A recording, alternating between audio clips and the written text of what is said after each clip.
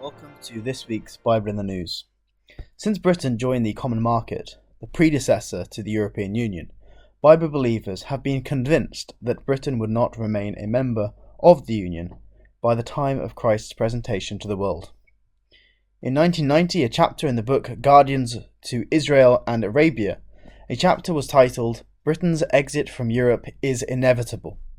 The chapter argued that Britain as Tarshish could not be on both sides of the conflict of Armageddon, and as we see in Ezekiel 38 that Tarshish is opposing, although weakly, the invasion of the land, it cannot also be part of the confederacy of nations that include the EU that come down into the land. 150 years earlier, in 1848, John Thomas wrote, "Europe as a united dominion, Britain cannot be included among them."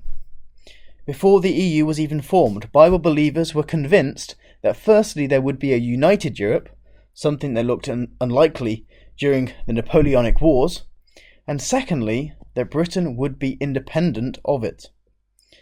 These views seemed laughable for decades, but in 2016 the world, except Bible believers, were shocked to wake up to the news that Britain had voted to leave the European Union. Even after this vote, there was much debate about whether Brexit, as it was known, would ever take place. Time and time again it was delayed, until finally, in early 2020, Britain finally left the EU. We, as Bible believers, are not involved in politics, nor are we involved in the arguments of whether Brexit was a good idea, economically, politically, internationally, or from any other perspective that you might evaluate the decision from. We never claimed to know whether the decision was a good or bad decision for the British economy. Neither was it a question that we were particularly interested in, compared to the question of Bible prophecy. What interested us as Bible believers was how it was consistent with our understanding of prophecy and the situation at the time of Armageddon. Britain had taken a path consistent with her role as being part of a group of nations who would be critical of the invasion of Israel and Egypt, as described in many Armageddon passages, such as Daniel 12 and Ezekiel 38. Britain leaving the European Union was controversial at the time and remains so to this day. There still exist movements and campaigns that seek to rebuild the ties between the UK and EU, and some who would even like to see Britain rejoin the EU, although these campaigns are remarkably weak. While Britain has left the EU, according to the polling from YouGov, the public are far less sure about the June 23, 2016 decision than they were at the time. While the percentage of the population who believe Brexit was a mistake has increased to 55% from 48% in the referendum, the Leave vote has dropped from 52% down to just 30%, with 14% of voters now not sure. Now, with these figures as the fundamentals, you would expect a reversal of Brexit to be a real political possibility, with political parties holding this as their policy. You'd expect pro-EU voices to have momentum, with pro-Brexit politicians being hard hit by the 55% of the population who now believe it was a mistake. However, the opposite is true. The idea of rejoining the EU is not supported by a single mainstream political party. The Liberal Democrats, who during the Brexit years were known and accepted the label proudly as the Stop Brexit Party, who still claim on their website to be the most pro-EU party in the UK today, did not commit to rejoining the EU in their 2024 manifesto, nor do they hold that as their position today. In contrast, and at the same time, self-styled Mr. Brexit, Nigel Farage, has never been so popular.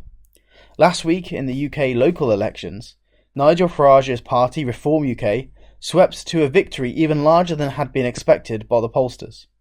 Reform gained a control of a total of 10 councils, while 3 were won by the Liberal Democrats, and the rest were all under no overall control. The two main parties, Labour and the Conservatives, didn't win a single council. Reform also won a by-election and 2 mayorships. Sky News used the results to project the support for the various parties nationwide, and they put Reform at 32%, compared to the Labour and the Conservatives on 19 and 18% respectively. Laura Koonsberg wrote a BBC article entitled "This Week Proves Nigel Farage's MP ambitions is not a wild notion." Now again, as Bible believers, we are not interested in politics for political reasons, but prophetical reasons. The political landscape we see in the UK is one where, despite the fact that a vote to rejoin the EU would be the likely result from any new referendum, the existence of Reform makes the idea of such a referendum a political impossibility. Reform forces the two main parties to compete for the anti-EU vote, making Labour wary of improving ties with the EU, and the Conservatives consider going further, such as leaving the ECHR, which is a European court. They consider that more seriously.